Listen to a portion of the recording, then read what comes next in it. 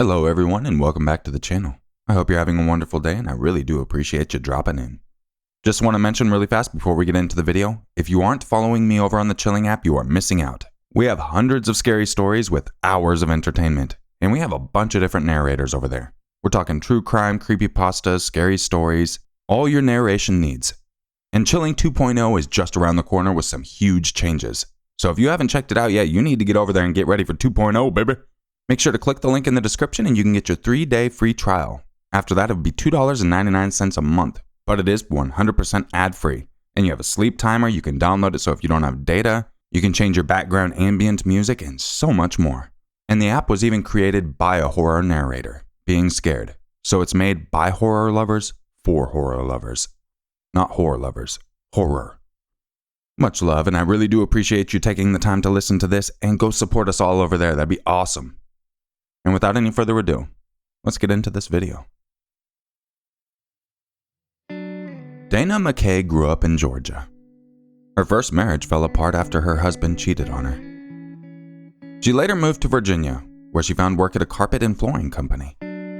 That's when she met John McKay, a United States Army Staff Sergeant. And I'm just going to add something in here right here. When I first read this, I had to make sure it wasn't a buddy of mine because his name from the military, John McKay. I was like, oh my god, better not be this dude. It's not, it's a different guy. Back to the story. When Dana first met John, she was afraid to open up to him. She feared putting her trust in someone new. She didn't want to go through what she had went through in her first marriage again. In July of 2012, Dana's health started to deteriorate. She was frequently experiencing dizziness and headaches. A few months later, she went to get checked out and found out she had hydrocephalus. That means there was a buildup of fluids in her brain, and these fluids were putting pressure on her brain, risking severe damage or even death. Dana ended up getting brain surgery, and since she could no longer work, she went on leave while John took up another job at an automotive parts store to pay off medical bills. On top of all that, he had to help take care of Dana. While working his second job, John met 34-year-old Nicole Huchin, who was married to Nace Huchin, a former soldier. And their marriage, similar to John and Dana's, was breaking apart. John and Nicole started an affair soon after they met. In the beginning, they were just making out at work. Then they started going to hotels during their lunch breaks. John even brought Nicole to his home that he shared with Dana when Dana was away at her grandmother's funeral. Dana found out about John's affair when she returned and noticed there were items in the house that weren't hers. As heartbroken as she was, she did not want another failed marriage, so she gave John an ultimatum. Either he leaves Nicole, or Dana would inform his commanding officer about his infidelity. John decided he would give his marriage another try. He broke up with Nicole and started to tend to his relationship with Dana. Nicole was not just upset about the breakup. She was enraged. Dana had come between her and John, and she wasn't going to stand for it. She started to send threatening messages to Dana, and even drove past her home a few times a day. Dana was scared for her life. She even opened up to all her friends about the threats and harassment. John traveled to New York to see family, leaving Dana at home alone. The next day, Dana's mother tried to reach her, but she couldn't get through to her daughter. Afraid that something might have happened, she called one of Dana's neighbors and asked them to go check in on Dana. The neighbor walked into the house to find it ransacked. When the police got involved, they found Dana in her bedroom. She was lying naked on the floor. She was bruised and had many bleeding wounds on her face and head. There were blood smears on the walls too. It was clear that someone had beat her to death. The police then discovered a blue latex glove on Dana's back and strands of blonde hair in her palm. They sent this evidence off for testing. After getting in touch with Dana's mom and John, the police started to look into who could have been behind the attack. They started with interviews, and that's when Dana's friends told the authorities about Nicole's threats and how Nicole would also stalk Dana. However, Nicole had an alibi. She claimed that she was out of town with a coworker, and when authorities brought up the blonde hair that was clamped in Dana's hand, Nicole said it couldn't be hers. She even took her own hair down to the station for testing. The lab results for the glove and blonde hair didn't point the police towards a suspect. There were no fingerprints on the glove, and the hair turned out to be Dana's. So the question still remained: who killed Dana? On July 29th, 2 days after Dana's murder, John finally met with the police. The authorities were immediately suspicious of him because he seemed insensitive to his wife's brutal murder. But John's alibi that he was out of town kept him in the clear. That was until a fellow soldier handed John's mobile phone to the police. John had given it to the soldier for safekeeping, but given Dana's slaying and certain messages and emails on the phone that implicated John and Nicole, the soldier felt that coming forward was the right thing. That's when the police discovered John and Nicole had been discussing Dana's murder via emails and messages. In one email, John asked Nicole, "Will Dana be gone before I get back? I'll be forever in debt to you and will show you every day." Nicole replied, "Trying to make it happen ASAP." Both John and Nicole initially said they were just fantasizing about Dana's death, that they didn't actually intend on carrying through with their plans. But the authorities arrested them anyway and charged them with conspiracy to commit murder and first-degree murder. Apart from the emails, phone records later proved that John and Nicole were behind the murder. On one call, Nicole basically admitted that the murder was done, and that there was a lot of screaming. But the case had not unraveled yet, as there were 2 more accomplices involved.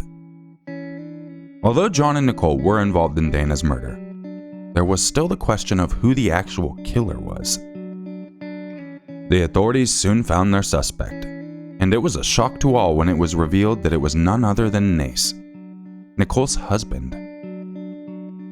Nace was open about his involvement to the police. He admitted that when Nicole asked him if he could get rid of Dana, he agreed to kill Dana in exchange for $20,000. The plot also included one more individual, Gregory Crawford, one of John's colleagues at the automotive parts store. It turns out Nicole wasn't even out of town the night Nace killed Dana. She was downstairs with Gregory. They wrecked the house so it looked like there had been a robbery. All this while Nace was beating Dana to death upstairs. Other more disturbing details came to light after that. For one, Nace had used a breaker bar to beat Dana to death. That explained a lot of the stab wounds on Dana. The injuries on her hands suggest she tried to fight Nace off and protect herself. The next day, Gregory burned everyone's clothes and threw the breaker bar into a nearby river.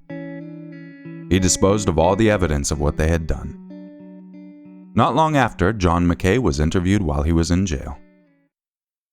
Sir, I guess the best place to start would be, obviously the police are charging you with conspiracy, with being a part of this, and with first-degree murder.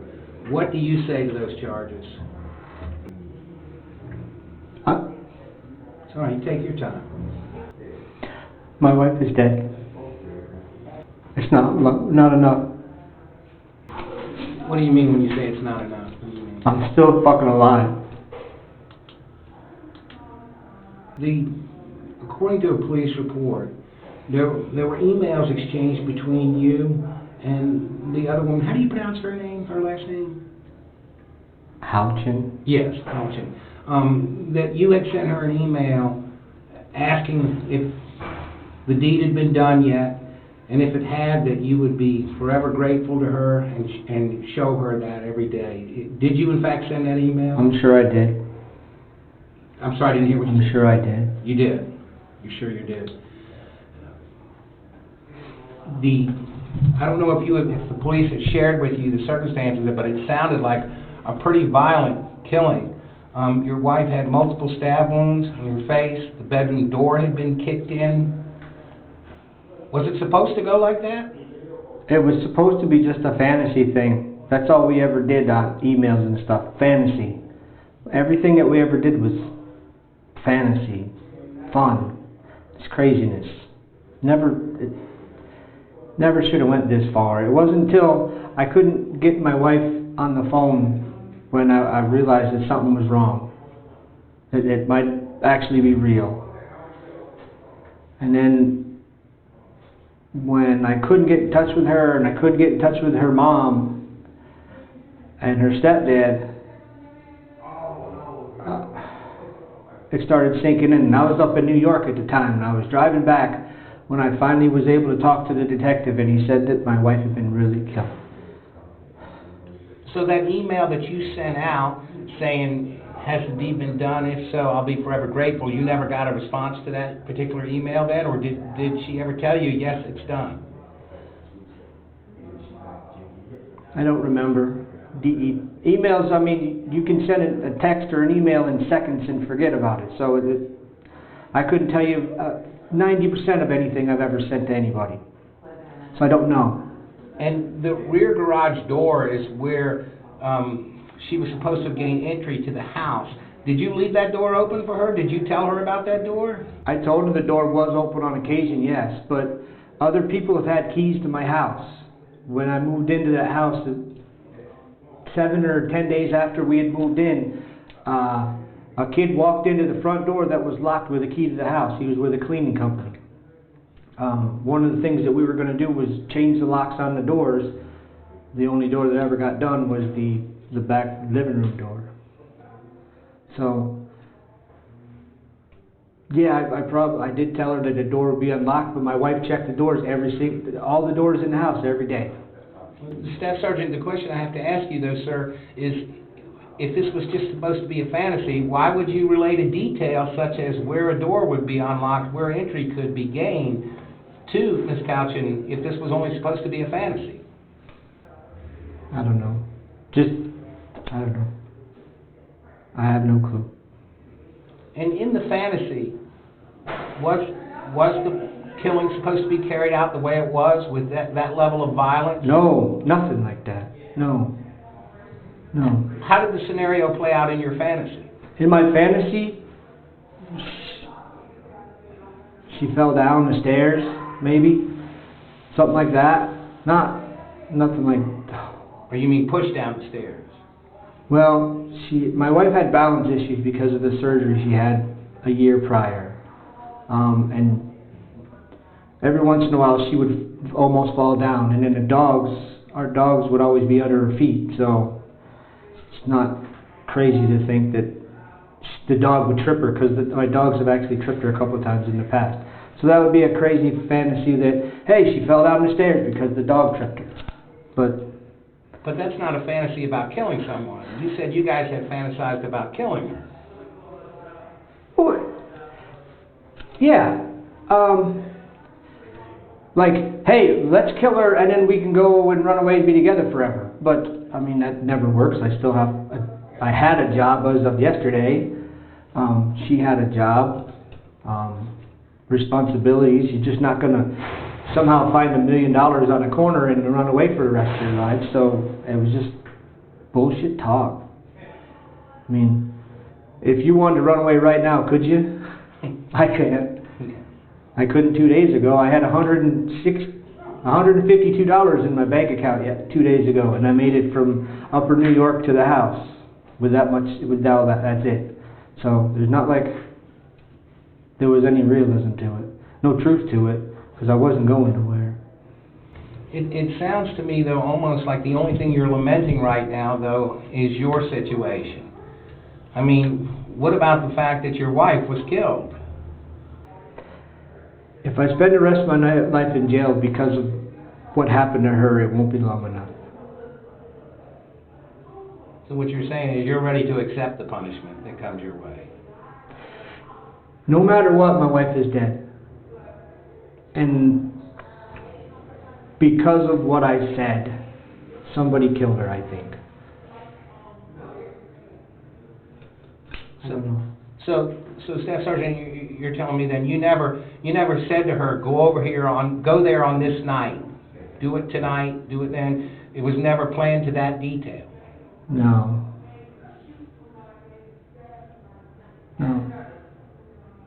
I mean, I've been in the military a long time, so whenever I look at a situation, I look at it from every aspect, all points of view, and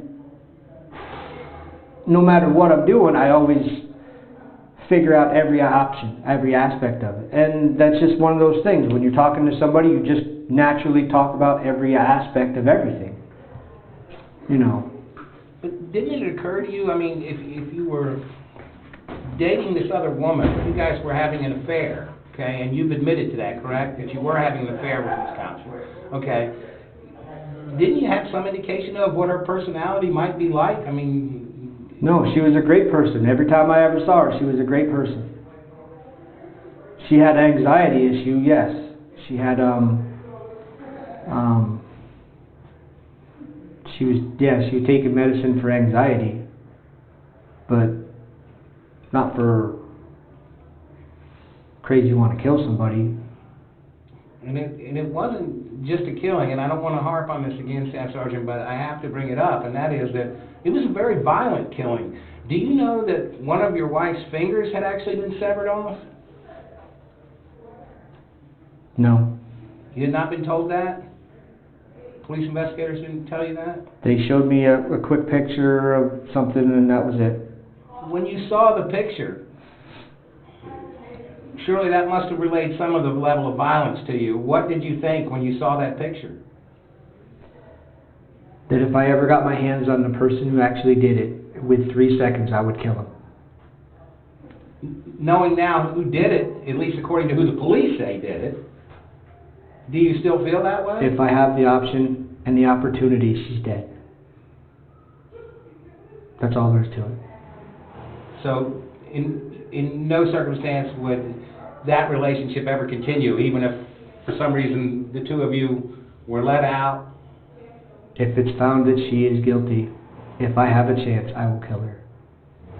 No questions asked. It sounds a little strange you saying that right now when you had fantasized about this very thing with her. Fantasy and reality is two different things, are they not? So when you're playing in this game, everything is cool because you can just go, oh, I didn't mean that, I hit the reset button, or whatever, I'll see you tomorrow. So at the end of the day, well, you can just put that over in the corner and don't worry about it no more, or don't think about it. But now that it's reality, everything has changed. It doesn't matter anymore. And if I die, I die. But if I can take her out too, I'm gonna. If she's guilty, if I could take her out, I'd kill it right now. And then you'd be facing another murder charge. My wife is dead. I really don't care. To hear you talk about your wife like that now, to make a statement like that now, why would you have been having an affair with another woman in the first place? My wife got very sick a year ago. She had hydrocephalus, very debilitating. She couldn't move, couldn't talk very well, didn't remember anything. Shortly before she was diagnosed with it and it started getting really bad, I had taken a second job. Just for fun, for extra money, play money. And she got real sick, and then I took that job, and I needed that job just to make ends meet. Gone 20 hours a day. I see my wife 2 hours a week. Things just happened. And she wound up working at the same store, and they put us on the same schedules, and we became friends, and then it got more. And then I got into this relationship with her, and it just got too deep, I guess. It got, the fantasy part was a lot of fun, you know. Did you have any communication with Ms. Couchin in any shape or form after the murder happened, whether you knew about it at that point or not? Did you guys exchange any kind of communication after the fact?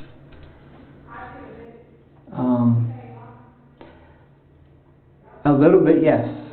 Yes. That weekend, she had told me that she had to go to Fredericksburg to pick up her sister's twins because her sister wanted to give them kids up. So her and her mother went up there to pick up her niece and nephew. And then she told me about how the clutch went out in the car and they limped home, and then they had to go up the next day in her vehicle to go get the kids. So yes, I had conversations with her, and it was about kids, about her kids, her niece and nephew. The subject of your wife didn't come up at all? And you know, the case they're building on this is that you did this so that you could have the relationship with Mcculloch, and so that you wouldn't have to worry about a divorce and alimony and losing property and whatnot. What do you say to that? It did come up, yeah. To talk like that, it come up, yes. When you had the fantasy discussions, you mean? Yeah. Yeah. What was said? I told her that I was not leaving my wife. I said, if Dana would agree to an equitable divorce, we would get divorced and that would be fine. But she wants to stay. She wants to work through this, the affair. She wanted to work through it. Go to counseling like we started, make our marriage better, and then come March, move from here to go somewhere else, because that's when I was supposed to move. You said that to Mcculloch, that if your wife was willing to work through this, you were going to stay married? I told her I'm not divorcing my wife. If she wants to stay and ruin my career and all that, I'm not going to divorce her. If it's an amicable divorce, we will get divorced, and then her and I would try life together. What was Mcculloch's reaction to that? She said she understood, always. And at no point did she ever relate to you that she had actually gone over there and killed your wife? She never said that she went and killed my wife, no. She never did.